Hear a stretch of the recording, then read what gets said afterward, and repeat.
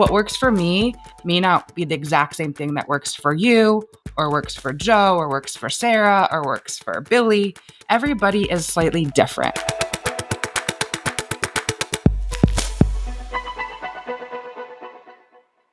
What if you could turn icky networking into sticky relationships? Our guest today is going to provide you some amazing tips and steps that are going to empower you and encourage you to get out there, share your story in your most true, authentic self way. Rachel Rozen and I dive deep into how to network, how to build those relationships, how to effectively and intentionally go to these networking events, because we all need it, whether personally, professionally. Maybe you're an entrepreneur, maybe you're a student, maybe you're a C-suite, and this is just an area that's just never been comfortable to you. We're going to dive into this conversation on this special episode of GSD Factor Podcast, Get Stuff Done with Rachel Rozen.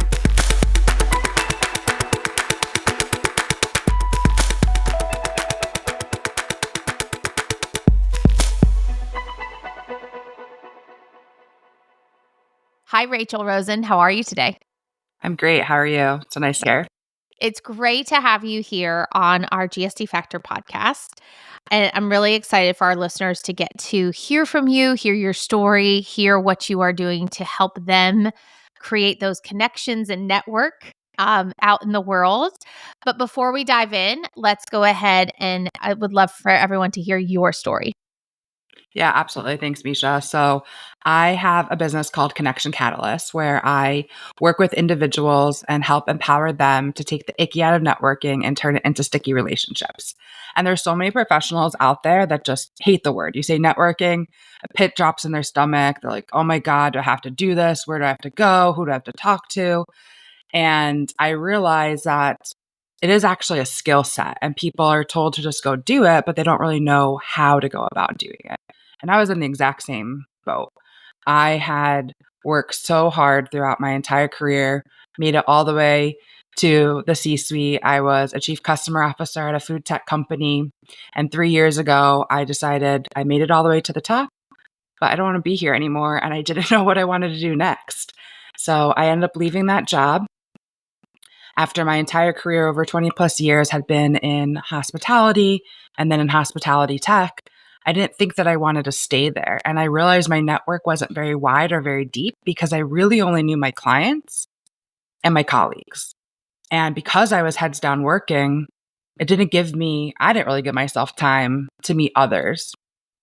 And so when it came time for me to look for my next opportunity, I was starting from scratch. And I was like, how do I do this? Like, I really need to start networking. I need to meet people and I need to expand my horizons and see what else is out there, because I'd always found a job through my network in some way or another. And now was a whole different experience. And that's one of the reasons why I got started with Connection Catalyst. I ended up meeting 300 people in one-on-one conversations like this. Obviously, I wasn't on a podcast at the time, but we're still having a one-on-one conversation. And still during the pandemic time. So there weren't as many in-person events. And then I started going to a lot of different career transition groups. I'm a member of Chief, which is for executive women. And I was going to their career transition group every week. I had gotten some consulting jobs and I was telling people about my networking experience. And someone said to me, hey, Rachel, why don't you do a webinar on this? I was like, okay, I guess I can put something together. And that's how I started, was just a webinar teaching executive women how to go out and network. And that was the beginning of last year. And it's blossomed into a business where I help lots of professionals to overcome that ickiness and really build a network that's going to help them throughout their career, but also in their personal life too. You're helping turn the icky into sticky. What I love about what we're talking about today is on this season of the GSD Factor podcast, we are talking about stepping into your extraordinary. And for many entrepreneurs, for many founders out there, people that are maybe just trying to re-enter the workplace, or maybe they've been thrown into a life transition. Stepping out there, networking can be a little icky and it can be really scary. These fundamentals and these foundational principles that you teach about are so helpful and reassuring and empowering to those that really do need to step into their extraordinary. What are some of the lessons or some of those struggles that your clients are seeing as they need to put themselves out there? Yeah, I think a big thing, one of the first things that I teach is about staying present or being present in the moment. Because when we're actually connecting with people and we're looking them in the eye and we're smiling at them and we're paying attention to what they're saying, and we're using active listening. We're repeating back what they had to say. And so we fully understand. But the other piece is not just giving advice right away, but really being more inquisitive and asking questions to really get to the deep root of what do they need. So even if someone says to you, hey, I'm planning a trip to Italy, you don't want to automatically like, oh, I just went to Italy. Oh, where in Italy are you going? What do you want to see there? What do you want to do there? You ask more questions, and then that will then bring you to say, oh, I was just in Italy. These are some of the things I recommend doing. Would you like to hear more? This is my favorite thing. But if we lead with curiosity and wanting to know someone first, it goes so much further than trying to project onto someone else. And you start to build that trust because really people want to be around those that they like and trust. And when you're genuine and authentic in those conversations, it really reigns through. And people can see through those that are trying to impress. And networking is used in so many different situations. So it's not just, hey, I'm meeting you for the first time. That could be your next business partner. That could be the next person that hires you. There's so many things that can happen. I always like to say, you never know who somebody else knows. And so if you're curious in the conversation and you start to tell people what you're looking for, what your ask might be, then it could go further than you ever expected. And a lot of people really struggle with the ask. They're really afraid to ask people for something. What do you think that is? Does that come from more of a digital world that we live in, maybe less in person? Do you think it comes on the heels still of, post COVID and being alone? Where do you think that comes from? It's a really great question, and I always try to dig to the root of that with my clients as I'm coaching them to figure out where that fear is. And when we dig deeper, it really isn't anything but just a story that you're telling yourself in your head. Because when I ask people why is that the case? What's going to happen? Oh, well, I don't know what to give back. Well, do you have to give something back? Did they ask you for anything? Or I don't want to ask them for something because they might not be able to help me. Well, you don't know that. You're just assuming that that's going to be the case. And you never know how you could help somebody. But if you're curious, going back to the curiosity piece, you may be able to help someone that you would have never ever thought because you're being curious about them as well. And even if you don't help someone in the moment, if you start asking questions, there may be a moment in time later. I'm like, oh, Misha, I just thought of you because of XYZ thing. And then you get back to that person like, oh wow, you remembered me. And that's another great form of connecting. But I like to give people, I actually learned this from a dating coach, and I love this mindset uh, acronym, which is NATO, not the Global Alliance, but it means not attached to outcome. So from a dating perspective, when you go on a first date with someone, doesn't matter, both parties often are like, oh, is this the person I'm going to marry? Well, no, that's not the purpose of going on a first date. The purpose of the first date is, am I going to have a second date? Well, the same thing with networking. You can't go into every conversation thinking this person's going to get me a job, or this person is going to get me a board seat, or this person is going to get my kid into college. Like, you just don't know what the actual outcome is going to be. So it's more about just being in the mindset of allowing yourself to let the outcome happen. You still may have an end goal, and it's not that you can't have a goal in mind, but you don't want to put that on the front side of things. Think about that for the future. And it tends to relax people when we think about NATO as we're going into those networking events, or even it's a one-on-one conversation, but just don't get attached to the outcome. Let the conversation flow and see how it goes.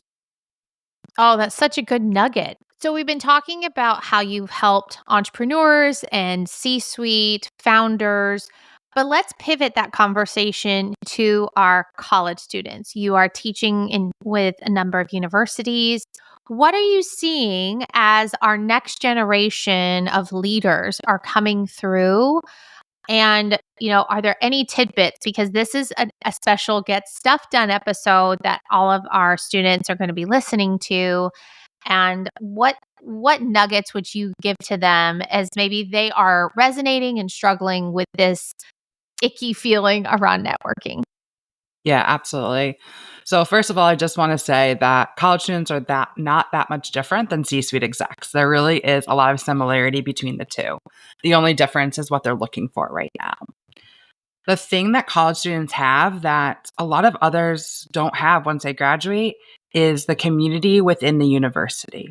And that specifically is your professors, your TAs, other clubs that you're in or activities that you're participating in, really truly meeting lots of different people to understand who they are and get to know them. And the one area that I would say that college students don't lean on enough is going to office hours. Use that time, meet your professors, get to know the TAs. They've already been through different experiences. A lot of the professors know where those open jobs might be. They might work with companies as well. And they're a great resource for you, not just while you're in school, but once you're out of school. And most students are going to school because they want to be a part of that alumni association. So tap into the alumni now. Start to get to know people. One of the students that I'm coaching right now, that he wants to get into Big Four consulting. So one of the things that we've talked about is who from alumni are in those companies, or when those people come to talk at school, how can you get another conversation going? Where can you spend a couple minutes post their talk to get to have that next conversation with them? And he's been quite successful being able to have continuous talks or conversations with those that are in the companies that he wants to be in. And so you need to be open to having those conversations, but also going up to those people. What I really appreciate about whether we're talking about students, we're talking about the C suite, there is this idea of have a plan, have a strategy when you are going to these networking events, when you are going to listen to someone. I'm a very natural networker, others are not, and that's okay. But even as a natural networker, I still always have a plan and I always prepare and I do my research. Who do I think is going to be there? Who is the speaker? What are maybe some things I would like to talk to them about afterwards? And I don't know that people give that enough time. Yeah, you're 100% spot on. The research is key. It's not just what are you going to do to get ahead? What do you want to talk about? Who might be there? I do with my clients, I like to have them play a game of Where's Waldo? Who do you want to meet ahead of time? Pick 3 people as an example. The other thing that you can do in a Where's Waldo game, where's Waldo? Where's the striped hat? Well, maybe you pick something like I'm going to talk to people that are wearing green shirts. And then you only talk to people of green shirts. What are different ways that you can gamify going to an event? So that's one way to get yourself kind of out there and not feel so strict or rigid about it. And knowing who you want to meet, but just also going back to NATO, it's okay if you didn't actually meet them. That's how you can connect with them after the fact on LinkedIn and say, "Hey, Misha, I really wanted to meet with you. I know our paths didn't end up crossing at this event. Would love to set up time. This is why. What is the reason? Why are you inquisitive about them? What do you want to learn from them?" And you can be complimentary to somebody, just don't be excessive about it, because we don't want to, that extra over flattery doesn't always go so far. But if there's a specific insight that you're like, oh my God, you said this, and I really want to learn more about it, I'm always more than happy to talk to people when they reach out to me. And if I'm speaking somewhere, I love when people tell me, "Oh, I learned this from you." Well, it knows that I now know that it's resonating or that you can use this, or they get back to me later and they said, "Oh, I use this tactic." I'm like, "Great. I know that this is working. I'm going to keep talking about it so that others can do it as well." Every speaker feels the same way when it comes to that. And it's important to give that feedback because otherwise they don't know. Like you're talking to a vast crowd and they're like, what where's the reaction? You get it in the moment, but you never really know what happens post event. The other thing that I think is also important for people to understand, you are not going to be perfect at this right away. It takes practice. And even as what I'll call a seasoned networker, my dad trained me at the age of 9. I talk about that in my book. And so that was something that he trained me on early, which I'm very grateful for. But even as someone who has had decades of doing this and putting myself out there and talking to people and finding those connections and commonalities with people, you still don't bat 100. And I think that that's one of those myths that people think is those of us that are really good at networking, oh, we just are always good at networking. And that's not the case. It's also taken practice. Absolutely. And to be honest with you, I was terrible at it. Like I mentioned at the very beginning, like I hated doing it. I didn't even understand what it truly was. And at that point, I had been working for over 20 plus years and I just never really felt like it was necessary to do. I, again, knew the people that I worked with. I was comfortable in my jobs.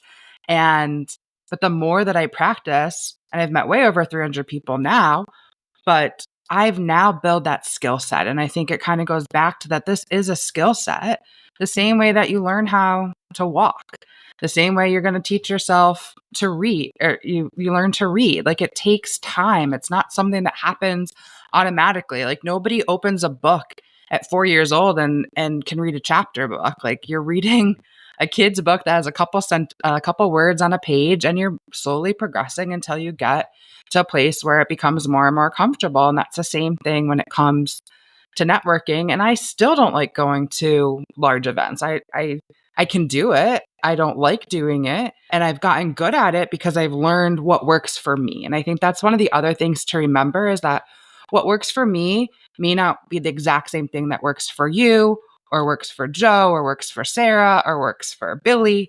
Everybody is slightly different on what their needs are. And so when I work with people, I really try to figure out with you what is going to work best for you so we can put a plan together that allows you to be your best self in every place and space that you are. It doesn't mean that you need to go to every conference that's out there. If you don't like going to conferences, then maybe we go to them once a year or twice a year versus going to one a month. Maybe you love one on ones, but you prefer them in person. So let's try to find a way to do that in person versus virtual. Or maybe you do better in small groups. So are there events that you can go to that are small groups of 6 or 8, or can you curate that? So it can be very different for different people. There's no one size fits all for network. And I really want people to understand that because I think it's another myth of networking only happens when I go to this event. That's so not true. And yes, you can still go to events, but oftentimes people, majority of people, even if they're extroverted, don't like doing it. They just do it because they think they have to. But if you are going there, how can you get the best out of the time there? And so, just a couple tips there that I'll just add. One is be the first person in the room. If you hate talking to people, being the first is the best because for two reasons. One, who are people going to talk to when they come into the room? You're the only one standing there. They have to talk to you. So you don't have to go up to someone and start a conversation. And two, you get to meet the people that are actually putting on the event. They may be able to tell you more things about what's going on. And learning from them is going to help you be more successful within the event. So that's one tip, be early. And the second one is be the last one to leave. Because what happens when you're the last one to leave, especially when it comes to the speaker, everybody has been lining up to talk to that person. But if you're the last one, they have more time to talk to you. and you're probably going to be able to get your questions in versus you lining up to talk to them a second they get off the stage or in that quick meet and greet, find them at the end. It makes it a little bit easier for you to actually have the conversation. And by that point, you may have had time to gather your thoughts too, because a lot of people I find feel rushed and may not have need to really contemplate what was talked about. What do I want to say to them as well? Such amazing tips. Let's talk about within our GSD factor life of our 6 attributes of be confident, inquisitive, imaginative, be present, resilient, and influential. We've talked about how for those that you're helping and coaching, the importance of being present and being inquisitive as you are taking that icky out of those sticky networking situations. What is resonating for Rachel today? Yeah, for me, it's all about resilience.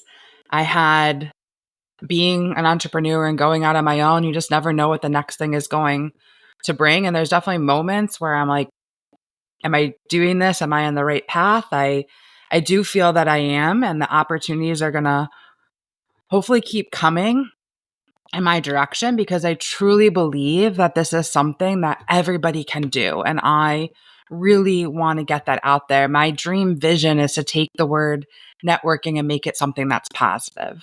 And I want to be the person that does that because we need people and connections in our life to succeed. And that's for everybody around the globe. It's not just business networking, it's in general. And so for me, it's pushing through those hard times, even when I'm having a bad day or it doesn't seem like I have more clients coming in, but then the next wave comes or another speaking opportunity comes my way. I have to keep pushing because I truly believe that this is what I'm supposed to be doing. And coming from a world of pretty much everything that I did was relationship building, being in hospitality, I had to make these experiences for guests be phenomenal, but I did that because I learned about who they are and what they needed. And at the same time, all the staff that I had throughout the years.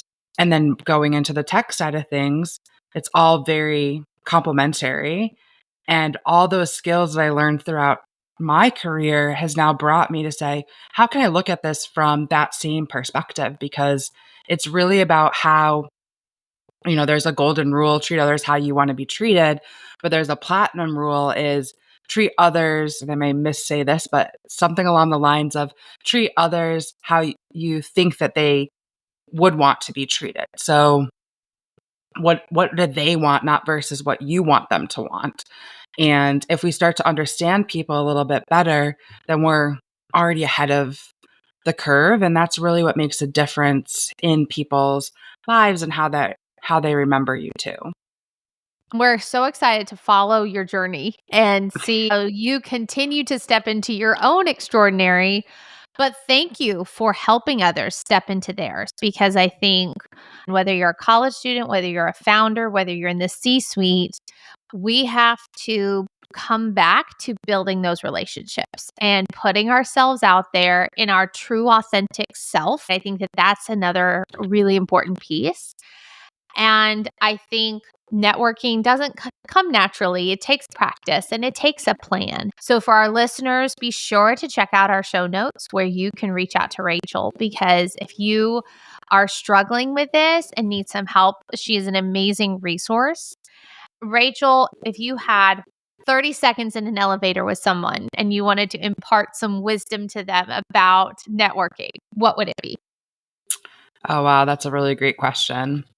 I think what I would say, I mean, we already talked about NATO, but that's normally the first thing that I come up with because that's where people struggle. But I would say allow yourself to just go out there and do it and be just a little bit vulnerable with your conversation. And it's okay to talk about things that are not business related because people always feel that it needs to be business related, but you may find your next friend in a conversation. So tell them what you like. What do you do for fun? Where's something that you find joy in? What lights you up? What are you passionate about? That really will help spark a conversation, and you never know where it's going to take you. Awesome. Rachel Rozen, thank you so much. And to our listeners, thank you for listening. And don't forget to get stuff done. Thank you for listening to the GSD Factor podcast. I'm your host, Misha Blaymeyer-Farish. Be sure to connect with me on LinkedIn or Instagram, as I love connecting with our listeners to hear how you are getting stuff done in your personal and professional life. Be sure to visit our website at gsdfactor.com, where you can take a persona assessment that's going to help you figure out what type of GSDer you are. There's also a ton of resources and tools for both yourself and your tiny humans in your life. We appreciate you rating and subscribing our podcast episode today. And don't forget to get stuff done.